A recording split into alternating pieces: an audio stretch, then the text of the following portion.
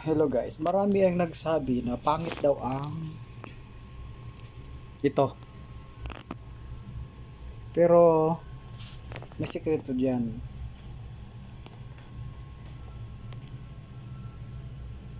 May sikreto diyan. Kukuha tayo ng drive. Ang amps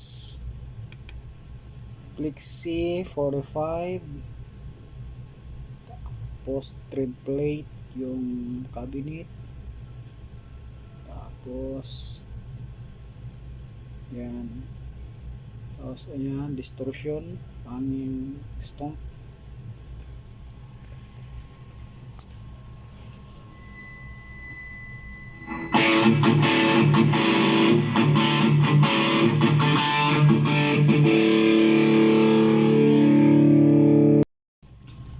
tapos kailangan naka ano ako, naka tawag dito, yung reverb is whole large, gusto ko yung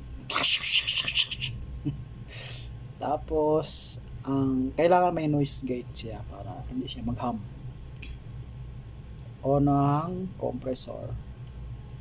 Sa line 6 kasi pag magtimpla ka ang daming kukulikutin.